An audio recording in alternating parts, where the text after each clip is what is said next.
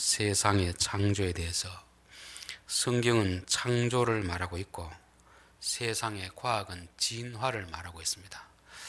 기독교인이든 아니든 우리는 창조를 믿든 진화를 믿든 둘 중에 하나를 믿고 사는 것입니다. 진화를 믿는 사람은 원숭이가 진화되어서 사람이 되었다고 생각하게 되는 것이고, 창조를 믿는 사람은 하나님의 형상을 따라 사람을 창조했다 그렇게 믿습니다. 어느 것을 믿느냐에 따라서 사람에 대한 인식 자체가 180도로 틀립니다. 창조를 믿는 사람은 하나님의 형상을 따라 지어졌기 때문에 사람은 대단히 귀한 존재다 그렇게 생각하고 있습니다. 그러나 진화를 믿는 사람들은 원숭이가 사람이 되었다고 생각하기 때문에 사람 역시 한낱 짐승에 불과하다고 생각하고 인생의 가치에 대해서 그렇게 높게 평가하지 않습니다. 그래서 요즘 사람에 대한 폭행이라든지 자살이라든지 다 이런 게 왜 나오느냐 하면 바로 창조를 믿지 않고 진화를 믿기 때문에 그렇습니다. 진화. 왜냐하면 진화를 믿으면 사람들은 한낱 짐승에 불과하거든요. 짐승이 죽고 사는 것 그렇게 중요하게 여기지 않잖아요. 적어도 사람은 짐승이 아니고 하나님의 형상을 따라 지음받은 귀한 존재이기 때문에 우리가 사람을 대할 때 귀하게 대해야 됩니다. 기독교인이 가져야 될 가장 인간에 대한 기본 자세가 바로 사람들은 나뿐 아니고 모든 사람들이 하나님의 형상을 따라 창조되었다는 것을 기억해야 됩니다. 그리고 두 번째, 신을 믿더라도 어떤 신을 믿느냐에 따라서 또한 인간에 대한 이해가 다릅니다. 우리가 믿는 신은 삼위일체 하나님입니다. 성부와 성자와 성령 하나님입니다. 이것은 수직적 관계가 아니고 수평적 관계입니다. 아버지와 아들과 성령님이 위아래가 있는 게 아닙니다. 똑같습니다. 수평적으로. 아버지와 아들, 우리가 생각하는 아버지와 아들은 아버지는 연장자이고 아들은 자식이다, 이런 의미에서 예수님은 아들이라 하지 않습니다. 아버지와 아들은 똑같은 존재이기 때문에 아버지와 아들이라는 것이, 하나님과 예수님과 성령님은 모든 면에서 동등하다는 것입니다. 그 하나님을 믿는 사람들 역시 우리는 사람을 대할 때 다 동등하다 그렇게 여깁니다. 그러나 이 하나님 믿지 않고 세상의 신들을 섬기는 사람은 그렇게 생각하지 않습니다. 세상에 해신도 있고 달신도 있고 용왕신도 있고 산신도 있고 마을신도 있고, 그런데 이 신들은 다 어떻습니까? 신들도 능력이 다 천차만별입니다. 그런 신을 믿는 사람들은 사람에 대한 생각도 마찬가지입니다. 부자라든지 또 많이 배운 사람들, 또 권력인 사람들은 높은 존재로 생각하고, 그렇지 못하고 가난하고 또 많이 배우지 못하고 이런 사람은 좀 무시하는 경향이 있습니다. 왜 그러냐면 그들이 믿는 신관이, 그들이 믿는 신이 그렇기 때문에 그렇습니다. 그러나 우리가 믿는 하나님은 삼위일체 하나님, 아버지나 아들이나 성령님이나 역할이 다를 뿐이지 모든 면에서 동등한 존재다는 것을 말씀하고 있습니다. 잠언 22장 2절에 보면 가난한 자와 부한 자가 함께 살거니와 그 모두를 지으신 이는 여호와이시니라. 세상에는 가난한 자도 있고 부한 자도 있지만 부자를 지은 분도 하나님이시고 가난한 자를 지으신 분도 하나님이시다. 그렇기 때문에 부자가 가난한 자를 무시해서는 안 된다는 것이 성경의 가르침입니다. 로마서 14장에 보면은 어떤 사람은 모든 것을 먹을 만한 믿음이 있고 믿음이 연약한 자는 채소만 먹느니라. 먹는 자는 먹지 않는 자를 업신여기지 말고 먹지 않는 자는 먹는 자를 비판하지 말라. 이는 하나님이 그를 받으셨습니다. 교회 안에도 믿음이 좋은 사람이 있고 믿음이 그렇게 약한 사람이 있습니다. 근데 믿음이 좋다고 해서 믿음이 약한 사람을 업신여기지 말아라, 무시하지 말아라. 그것은 세상에서 세상 신을 섬기는 사람들이 가질 태도이지, 기독교가 믿는 하나님을 섬기는 사람은 그런 생각을 해서는 안 된다는 것입니다. 그래서 믿음이 좋든 믿음이 약하든 돈이 있든 돈이 없든 그 사람 지위가 높든 낮든 다 동등한 존재라는 것을 성경은 말씀하고 있습니다. 자, 그래서 우리나라 기독교가 들어오기 전에는 조선시대만 해도 여자들의 위치는 어떻게 했습니까? 남존여비라고 해서 여자는 종처럼 취급했잖아요. 그래서 남편과 아내는 같은 동등한 위치인데 유교 사상화에서는 여자는 아주 그냥 종 취급을 했습니다. 제가 어릴 때만 하더라도 시골에 가면은 할아버지 할머니들 보면은 할머니도 할아버지 밥상에 같이 안 하더라고요. 오히려 그 아들의 손자는 같이 먹는데 그 할머니하고 어머니는 따로 드시더라고요. 이게 뭐냐면 그들이 믿는 그 유교 사상 속에서 그들이 믿는 신이 차별적이기 때문에 그렇습니다. 그러나 성경에서는 그것을 반대하고 있습니다. 마태복음 22장에 보면 천국 잔치를 베푸는데 길거리에 가서 어떤 사람이라든지 병자나 가난한 사람 다 모으게 하는 것이 불러 초청을 했습니다. 하나님 나라에는 차별하지 않는다는 것이죠. 그런데 들어와서 어떤 한 사람을 보고 쫓아냅니다. 그 사람은 누구죠? 예복을 입지 않은 사람입니다. 예복을 입지 않은 사람. 하나님 나라는 부자도 들어올 수 있고 가난한 자도 들어올 수 있는데 주인의 눈에 부자들은 좋은 옷을 입고 가난한 자는 남는 옷을 입고 들어오면 차별할 수 있기 때문에 들어오는 사람은 다 그 주인이 주는 예복을 입으라는 것입니다. 이 예복을 입으면 모든 사람이 다 똑같이 보이기 때문에 차별 없이 대할 수 있는 것입니다. 이게 하나님 나라이고 교회입니다. 교회. 그런데 그 곳에 들어왔어도 나는 저 사람들과 같이 옷을 입기 싫다, 비싼 내가 옷을 입겠다, 사람은 하나님 나라에 있을 자격이 없어서 내가 쫓김을 당하는 것을 말씀하고 있습니다. 교회에서 성찬을 하는 것도 여러 가지 의미가 있지만 성찬을 하는 의미 중에 중요한 의미가 뭐냐면 모든 교회는 똑같은 음식을 먹는다는 것입니다. 부자든 가난한 자든 많이 배운 자든 적게 배운 자든 권력이 있든 없든 교회 안에 들어와서는 먹는 것이 똑같다는 것입니다. 세상에는 똑같습니까? 다릅니까? 어떤 사람은 인삼뿌리 먹고 어떤 사람은 무뿌리 먹고 그렇게 되잖아요. 세상엔 차별이 있는데 교회 안에는 차별을 둘 수가 없는 것입니다. 왜 이런 일을 장하게 하냐면 이 세상과 교회는 다른데 교회 안에도 여전히 세상과 같은 그런 방식이 남아있을 수 있다는 것입니다. 제자들도 그런 생각이 남아있었습니다. 자기들끼리 누가 크냐, 제자들 중에서 누가 크냐, 이런 다툼이 있었습니다. 마가복음 9장 38절에 요한이 예수께 여짜오되 선생님, 무리가 우리를 따르지 않는 어떤 자가 주의 이름으로 귀신을 내쫓는 것을 우리가 보고 우리를 따르지 아니하는 거로 금하나이다. 예수께서 이르시되 금하지 말라. 내 이름을 의탁하여 능한 일을 행하고 즉시로 나를 비방할 자가 없느니라. 이 하나의 사건을 보면 어떤 걸 볼 수 있냐면 예수님의 제자들도 쉽게 오늘날로 갑질하는 행세, 자기 12제자만이 특별한 권리를 가지고 있고 다른 사람이 예수 이름을 하려면 반드시 자기들의 허락을 득해야 되는 것처럼 그런 우월의식을 가지고 있습니다. 그런데 예수님 그렇게 하지 마라. 그 사람도 여전히 나의 제자이다, 그 말씀하는 것입니다. 우리가 이제 성경에 보면은 12제자가 있습니다. 또 70명의 제자가 있습니다. 그리고 또 70명에 속하지 않은 다른 제자들이 있습니다. 우리는 생각할 때 12명의 제자들이 가장 야구로 하면 1군, 70은 2군, 나머지는 3군 이렇게 생각할 수 있는데 그것은 우리식 계산입니다. 성경은 그렇지 않습니다. 12명이나 70명이나 다른 제자들이나 하나님 보시기엔 다 똑같습니다. 역할이 다를 뿐입니다. 이게 이제 오늘날 우리 교회 안에 오면은 교회 안에도 직분을 자꾸 계급적으로 생각하는 사람이 있습니다. 서리집사를 거쳐서 안수집사가 되고 장로가 되고 이러다 보니까 높아갈수록 마치 내가 대단한 것처럼 이런 생각에 우월주의에 빠질 수 있는데 이것은 아주 좀 세상적인 그런 방식이죠. 교육자들도 전도사를 거치고 강도사를 거치고 부목을 하고 담임을 하면 마치 계급이 높아지는 것처럼 생각할 수 있는데 이건 역시 이건 전형적인 세상 방식을 말씀하고 있습니다. 교회는 모든 것이 동등합니다. 동등. 단지 역할이 구분되어 있습니다. 그런데 우리가 다 동등하다고 이렇게 가르치면 또 질서를 무시하기 쉽습니다. 그렇죠?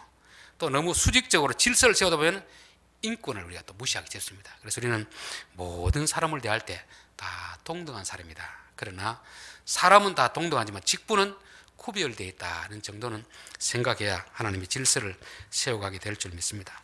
왜 장황하게 이런 말씀을 드리냐면은 오늘 25절 말씀 때문에 그렇습니다. 25절 두 사도가 주의 말씀을 증언하여 말한 후 예루살렘으로 돌아갈새 사마리아 이내 여러 마을에서 복음을 전하니라 되었습니다. 자, 이 사도들은 예루살렘에서 복음을 전하고 교회 핍박이 났을 때 그 예루살렘 성에 머물고 있습니다. 성경에는 분명히 성령이 너희에게 임하면 예루살렘과 유대와 사마리아와 땅까지 이르러 내 증인이 되리라 말씀했잖아요. 그런데 사도들은 계속 그 자리에 남아있는 것입니다. 왜냐하면 그들만이 가지는 편견 때문에 그랬습니다. 하나님은 유대인만 사랑하신다. 그런데 사마리아로 가서 누가 복음을 전했습니까? 필립 집사님이, 여기는 제자가 아니고 7 집사 중에 한 분인 필립 집사님이 가서 복음을 전했습니다. 그 이야기를 듣고 예루살렘에서 깜짝 놀랐습니다. 자기들 생각으로, 상식으로서는 사마리아 사람들은 구원받을 사람이 아닌데 그들이 예수를 믿었다 하니까 가서 보고 확인하고 이들에게 기도하니까 성령이 임했던 것입니다. 그래서 우리의 생각이 잘못되었구나. 그래서 내려가면서 어떻게 합니까? 사마리아에 복음을 전하는 거죠. 지금 두 제자는 누구 때문에 이렇게 하는 겁니까? 필립 집사님을 보고 우리가 생각이 잘못됐다. 그래서 필립 집사님의 어떤 복음을 전하는 것을 보고 나서 두 사도들이 생각을 고쳐 먹게 된 것입니다. 일반적으로 이제 교회에서는 이런 일이 있을 수 있을까요? 목회자가 잘 모르는 것을 집사님이 하니까 맞다, 집사님이 더 확실히 알고 있다, 이렇게 해서 바꾸는 사람이 있겠습니까? 그런 경우는 잘 없습니다. 그렇죠?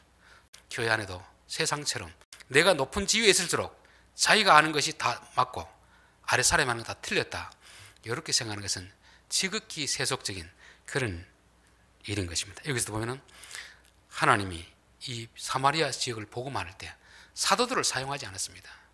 필립을 사용했습니다. 또 7장에도 순교할 때도 사도들을 순교시키지 않고 오히려 스데반 집사님을 통해서 그 일 함으로 인해서 오히려 사도들을 부끄럽게 한 것이죠. 그래서 적어도 우리 예수 믿는 사람들은 좀 겸손해야 됩니다. 겸손. 나보다 지위가 낮은 사람이라도 배울 게 있으면 배울 줄 아는, 이게 성도들의 어떤 마음의 자세인 것입니다. 그래서 저는 이걸 보고서 그렇구나, 이게 교회다, 교회. 그렇죠? 사도들이 사실 좀 자존심 상할 수 있거든요. 자기들은 지금까지 사마리아 사람들은 예수 안 믿는다고 그렇게 주장을 했었는데 빌립 집사님 임명된 지도 얼마 안 됐는데 가서 복음을 전하고 성령 역사가 나타나니까 좀 부끄럽기도 하고 창피하기도 하고 어떻게 보면 시기할 수 있는데 사도들은 전혀 시기하지 않고 우리의 생각이 잘못되었구나, 그렇게 하고 내려가면서 어떻게 합니까? 복음을 전하잖아요. 우리가 볼 때는 그냥 대수롭지 않은 일 같은데 이거는 그야말로 큰 충격입니다. 충격. 자기들 생각에는 12사도들 중에서도 가장 엘리트라고 생각하는 그 사도들이 사마리아에서 복음을 전한다. 있을 수 없는 일이 필립 때문에 일어나는 것입니다. 자, 26절, 주의 사자가 필립에게 말해 이르되 일어나서 남쪽으로 향하여 예루살렘에서 가사로 내려가는 길까지 가라 하니 그 길은 광야라 되었습니다. 우리 여기서 한번 생각해 볼 것이 예루살렘이라는 곳과 사마리아까지 한 70몇 킬로가 됩니다. 70몇 킬로. 그래도 예루살렘에서 저 밑에까지 내려가려고 하면 그것 때문에 70몇 킬로 됩니다. 그럼 적어도 사마리아에서 가사까지 가려면 140, 50킬로가 됩니다. 지금처럼 차가 있는 것도 아니고 도로가 좋은 것도 아니고 걸어가든지 뛰어가든지 그렇게 해야 되는데, 자, 요 일은 누구에게 맡기는 게 좋겠습니까? 빌립에게 맡기는 게 좋겠습니까? 두 사도에게 맡기는 게 좋겠습니까? 두 사도들은 어디에 있다고 왔습니까? 예루살렘에 머물고 있다가 사마리아에 와서 또 어디로 가는 길입니까? 예루살렘으로 가는 길이니까 합리적인 사고를 한다면 빌립보다는 두 사도에게 맡기는 것이 맞습니다. 그런데 이 주의 사자는 두 사도에게 맡기지 않고 필립에게 맡기는 것입니다. 자, 이럴 때 우리는 뭐라고 하겠습니까? 하나님, 좀 생각해 보십시오. 이 일은 저보다 저 집사님이 더 잘 맞습니다. 저보다 저 권사님에게 맡기는 게 더 맞습니다. 이렇게 할 수가 있습니다. 이게 지극히 상식적으로 보면 그렇게 될 수 있는 거거든요. 그런데 사마리아에서 열심히 복음을 전하고 있는 빌립에게 너가 내려가라, 너가 내려가라, 그렇게 하는 것입니다. 그래서 우리는 자꾸 우리의 생각을 따라 가지고 하나님이 명령할 때 주여 저는 맞지 않습니다, 다른 사람을 보내십시오, 그렇게 할 수 있는 것입니다. 하나님이 모세를 찾아와서 모세야 너가 애굽에 가서 이스라엘 백성을 좀 건져내라 할 때 모세가 예 알겠습니다 이렇게 했습니까? 아니면 사람 잘못 봤습니다, 나는 말도 잘 못합니다, 나이도 많습니다, 그러니까 다른 사람 보내십시오.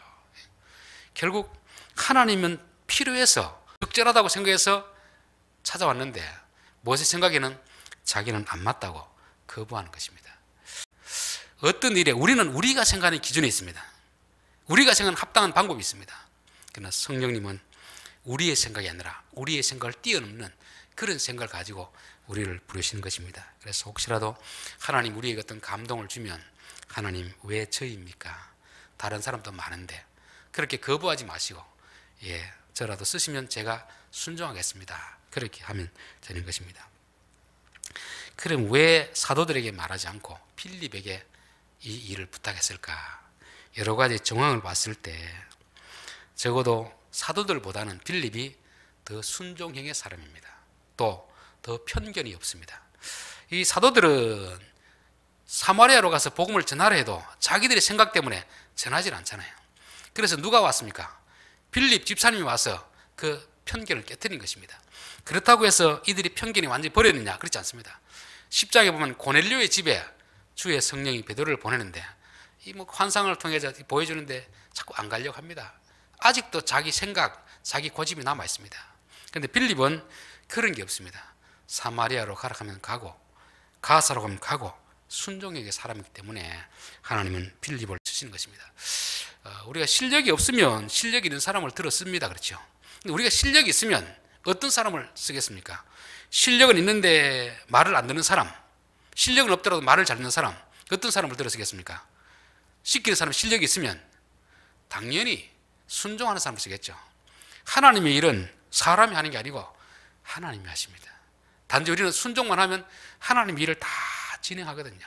자, 그렇기 때문에 주의 일이라는 것은 개인의 능력보다 더 중요한 건 뭐냐면 그 사람이 순종하는 사람인가 아닌가, 이게 더 중요한 것입니다. 그래서 세상 일이라는 것은 그 일하는 사람 일을 하기 때문에 실력 있는 사람 뽑아야 되고 실력 있는 사람에게 일을 시켜야 됩니다. 그러나 교회 일은 제가 봤을 때 그런 것이 않은 것 같아요. 하나님 일을 하시는데 사람을 통해서 하는 것입니다. 너무 똑똑한 사람을 뽑아놓으면 하나님 말씀 안 듣습니다. 자꾸 자기 생각을 하려고 합니다. 그렇기 때문에 오히려 덜 똑똑하면서도 말을 잘 듣는 이런 사람을 통해서 역사하게 되는 것입니다. 그래서 하나님이 필립을 통해서 이 일을 맡기지 않나 그런 생각이 들고, 두 번째는 이 일에서 누가 적합할까 생각해보면 두 사도들보다는 필립이 더 적합합니다. 왜냐하면 지금 대상자가 누굽니까? 에디오피아 넷이 아닙니까? 에디오피아 넷이 흑인입니다. 흑인, 아프리카 흑인입니다. 자, 그러면 이들은 언어를 뭘 썼겠습니까? 그 당시 공용어인 헬라어를 쓰기도 했겠죠. 헬라어, 그렇죠. 그러면 필립이라든지 안드레는 이름이 유대식 이름이 아니고 헬라식 이름입니다. 그 말은 이들은 적어도 외국 유학을 했거나 그쪽에서 이민 갔다가 온 사람들입니다. 그러니까 그 언어는 누가 잘하겠습니까? 베드로 요한이 잘하겠습니까? 필립이 잘하겠습니까? 필립이 잘하겠죠. 물론 사도행전 2장처럼 베드로가 설교할 때 사람들이 다 알아듣는 그런 역사가 있을 수도 있는데 그런 역사는 늘 일어나는 게 아니고 필요한 때만 일어나는 것입니다. 일반적인 상황에서는 일반적인 법칙을 쓰는 것입니다. 그래서 베드로를 보내는 게 아니고 필립을 보내가지고 적어도 말이 통하는 그런 사람, 또 이방인에 대한 편견이 없는 그런 사람이 바로 필립이기 때문에 이 흑인에게를 보낼 때는 필립을 보내게 되는 것입니다. 그래서 우리가 하나님 앞에 쓰임 받기 위해서는 편견을 우리가 내려놔야 됩니다. 그리고 하나님이 가라고 하면 우리의 생각으로는 자기가 안 되는 것 같아도 하나님은 가장 적합하기 때문에 보내는 것입니다. 그래서 하나님 시키면 예, 알겠습니다. 저는 실력이 없지만 가라고 하면 가겠습니다. 그렇게 하면 하나님이 하신 일을 경험하게 될 줄 믿습니다. 자, 28절 돌아가는데 수레를 타고 이사야 선지자의 글을 읽더라. 필립이 성령이 필립들을 이르되 이 수레 가까이로 나아가라 하시거늘. 하나님이 참 말씀하실 때 보면은 가면 누가 있을 것이고 뭘 해라 다 이야기해 주면 되는데 그렇게 하지 않습니다. 그냥 가사로 가라. 가면 어떤 사람 만나게 하고 만나면 또 이렇게 해라. 단계적으로 이렇게 다 이렇게 해주십니다. 이게 참 신기하잖아요. 근데 우리는 어떻습니까? 어떤 일을 시작하려고 하면은 처음부터 계획서 다 내가지고 단계적으로 끝까지 다 봐야 그때 비로소 오케이 합니다. 그렇잖아요. 그냥 가라고 하면 거기에 누가 있는 줄 알고 광야인데 도시도 아니고 서울 김서방 찾아가는 것 같아. 그거 더 어려운 일이거든요. 근데 우리는 아이고 하나님 제대로 좀 가르쳐 주십시오. 그냥 제대로 다 점검하고 갈 만한 거리인가, 가서 유익이 될 만한 것인가 다 생각하는데 하나님은 그렇게 말씀하지 않습니다. 나만 믿고 가라. 가면 내가 또 중간중간 길을 안내해 줄 것이다. 그래서 순종하는 만큼 하나님 역사를 보게 된다는 것입니다. 히브리서 11장 8절에 보면 믿음으로 아브라함은 부르심을 받았을 때 순종하여 장래의 유업으로 받을 땅에 나아갈새 갈 바를 알지 못하고 나아갔으며, 하나님이 하란에서 아브라함 가라고 할 때 어딘지 정확한 위치를 가르쳐 주지 않았습니다. 가라고 하니까 무작정 믿고 따라갔던 것이죠. 그래서 가나안에 와서 세겜에 도착해서 또 다시 계속 내려오는 게 뭐냐면 어느 지역이 특정 지역인지 하나님이 집어주지 않았습니다. 그래서 하나님 우리에게 처음부터 끝까지 다 알려주시면 우리가 순종할 것 같은데 하나님 그렇게 말씀해 주지 않습니다. 한 단계 순종하면 또 다음 길을 보이시고, 한 단계 순종하면 또 다음 길을 보이시고, 그렇게 해서 우리를 인도해 가는 것을 보게 되는 것입니다. 자, 30절 빌립이 달려가서 선지자 이사야에 그리는 것을 듣고 말하되 읽는 것을 깨닫느냐. 이 에디오피아 내시는 참 성경에 관심이 많았습니다. 유대교에 또 관심이 많았습니다. 그래서 예루살렘에 와서 절기를 지키고 가는 그런 사람이었습니다. 가면서 오면서 성경을 열심히 읽고 있는 것이죠. 문제는 읽고 있는데 깨닫지를 못하는 것입니다. 제가 중고등부를 담당할 때 참 학생들에게 성경을 가르치기 위해서 열심히 교리도 가르치고 또 일반적인 수련회가 아니고 성경 통독하는 데 부지런히 데리고 다녔습니다. 그러면서 느낀 게 읽는 것만이 다가 아니구나. 깨닫는 게 중요한데 우리 한국교회는 성경 통독, 많이 읽는 것에 많이 중점을 둡니다. 그래서 내가 몇 번 읽었습니다, 어디를 암송합니다, 그게 자랑이 되는데, 물론 그게 잘하는 것이 나쁜 건 아닙니다. 그렇죠? 안 읽는 것보다 많이 읽는 게 좋습니다. 암송하는 게 좋습니다. 근데 더 중요한 건 뭐냐면은 그 뜻을 제대로 알고 있느냐. 의미를 알고 읽는 거하고 모르고 읽는 거하고는 천지차이입니다.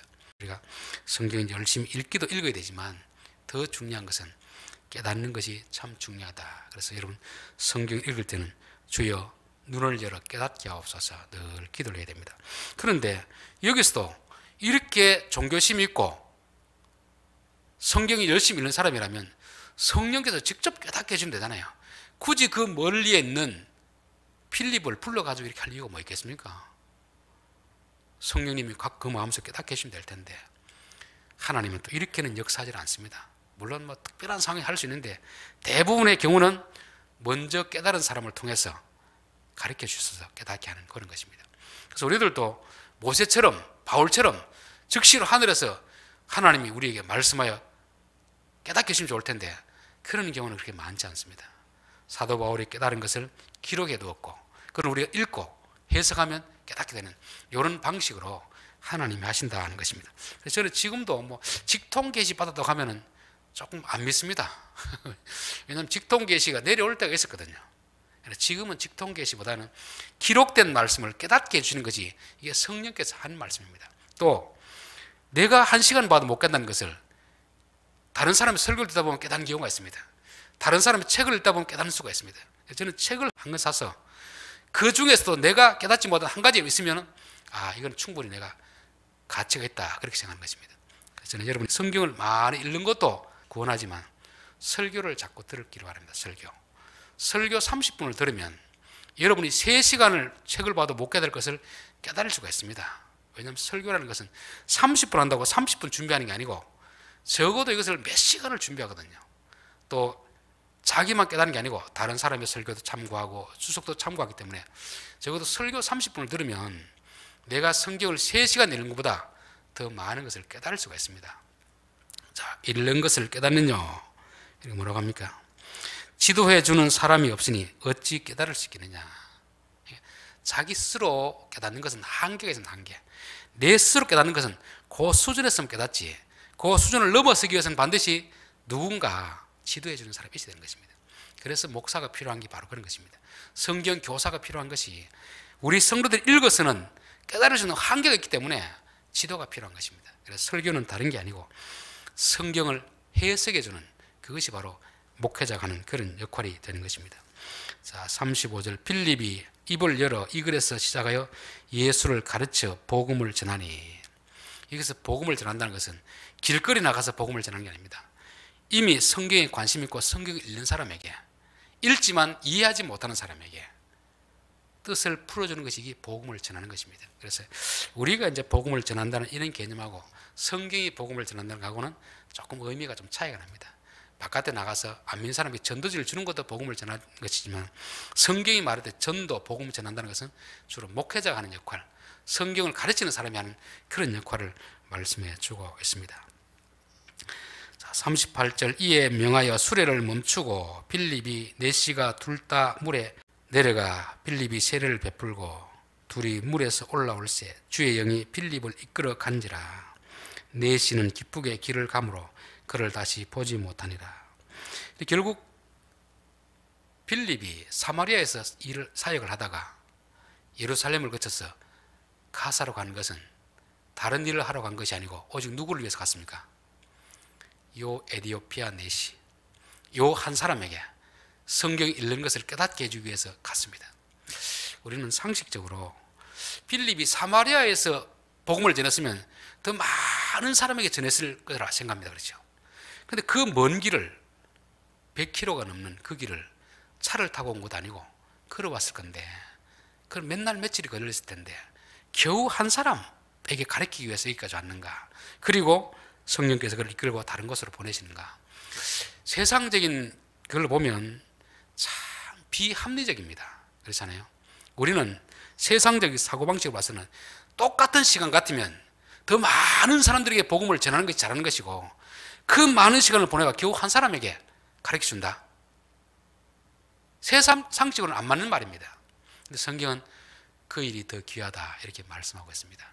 우리가 많은 사람에게 복음을 전하는 것도 귀한 일이지만 진짜 복음을 알고 싶어하는 사람에게 한 구절을 해석해 주는 것도 가치가 있는 일이다 하는 것을 말씀하고 있습니다.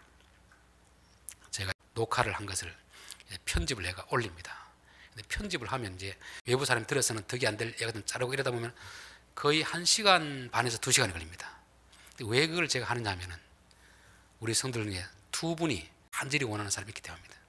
저는 그 두 분을 위해서 그 2시간을 아끼지 않고 하는 것입니다. 그걸 왜 깨닫냐면 제가 사도행전 누가복음 보면서 사도행전 누가복음은 우리를 보고라고 쓴 게 아닙니다. 데오빌로라는 한 사람을 위해서 누가가 그 많은 시간을 들여가지고 자료를 모으고 편집해서 기록하는 것입니다. 사실은 누가는 우리에게 준 글이 아니고 데오빌로 한 사람에게 한 사람을 위해서 그 많은 시간을 들여가지고 자료를 모으고 편지를 쓴 그 글이 오늘 우리가 혜택을 받잖아요. 그렇죠? 요한복음 4장 24절에도 하나님은 영이시니 예배하는 자는 영과 진리로 예배할지니라. 이것도 우리에게 주신 말씀이 아닙니다. 누구에게 주신 말씀입니까? 수가성 우물 그 한 여인에게 주시는 그 말씀입니다.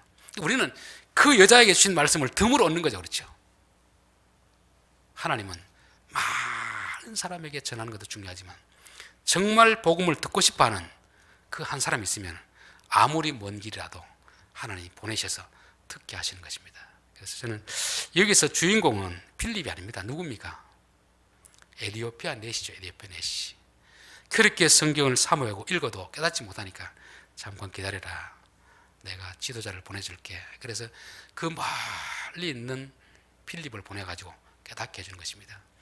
우리가 진리에 대한 사모하는 마음이 있으면요, 하나님의 어떤 방식을 통해서라도 우리에게 깨닫게 해주시는 것입니다. 우리가 관심이 없으니 그렇지 내가 관심을 가지면 하나님 어떤 방식을 통해서 깨닫게 해주는 것입니다.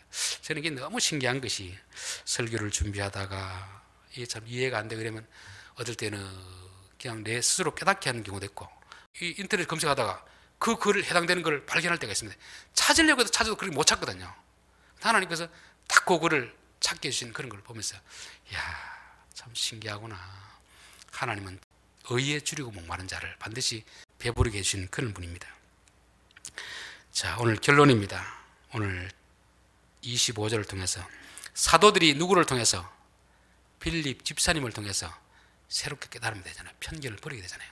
교회 안에 모든 직분은 수직적인 관계 아닙니다. 수평적 관계이고 각각의 역할이 있을 뿐입니다. 그렇기 때문에 나보다 어린 사람이라도 옳은 말을 하면 받아들일 수 있어야 됩니다. 시기할 필요도 없고 경쟁할 필요도 없습니다. 각각의 역할이 다 있기 때문에 그런 것입니다. 자, 사도들을 보내지 않고 빌립을 보낸 이유는 뭡니까? 합리적으로 봤을 때는 이성적으로 생각하면 예루살렘은 내려가는 사람에게 부탁하는 게 훨씬 나았는데 하나님 보시기에는 빌립이 더 적합하기 때문에 그렇습니다. 능력이 있어서 적합한 게 아니고 순종의 사람이고 편견이 없기 때문에 그렇습니다. 그리고 또 에디오피아 사람과 대화하기 위해서는 적어도 헬라어를 좀 아는 유학 경험 있는 이민 생활에 있는 그런 빌립이 더 적합하기 때문에 그렇게 한 것입니다. 그래서 하나님 우리를 부르셔서 어떤 일을 맡기면 세상적 기준은 내가 안 맞는데 왜 일을 시키냐 그렇게 반문할 수 있지만 가만히 생각해 보면 하나님께서 가장 적합하기 때문에 맡기시는 것입니다. 자, 우리가 하나님께 순종하면 하나님께서 하나둘씩 길을 열어 보여줍니다. 처음부터 끝까지는 이렇게 열어주지는 않습니다. 순종하는 만큼 하나씩 단계를 열어주십니다. 그래서 우리가 순종하는 만큼 하나님 뜻을 알게 되는구나를 말씀하고 있는 것입니다. 자, 읽는 것을 깨닫느냐. 열심히 성경을 읽는데 깨닫지를 못합니다. 자기의 한계가 있으니까. 그래서 성령께서 직접 깨닫게 해준 게 아니고 먼저 깨달은 사람을 통해서 보내가지고 해주는 것입니다. 이게 해석이 되겠어요. 그래서 설교자가 할 일은 성경 읽어주는 게 아니고 성도들이 성경 읽어서 깨닫지 못하는 것을 풀어서 해석해 주는 것이 목사가 할 일이고 교사가 해야 될 그런 일입니다. 자, 저는 여기서 보면은 단지 에디오피아 내시 한 사람을 위해서 그 먼 거리에서 빌립을 보내고 끝나니까 바로 데려가 버리잖아요. 하나님은 많은 사람들에게 복음을 전하는 것도 중요하지만 정말 진리에 갈급한 사람, 그 사람이 있으면 아무리 먼 곳에 있는 빌립이라도 보내서 가르쳐 주시는 분이 바로 하나님입니다. 그래서 여러분들이 진리에 대한 사모함이 있으면 하나님은 어떤 사람을 통해서도 우리에게 깨닫게 해주시는 그런 분입니다. 기도드리겠습니다.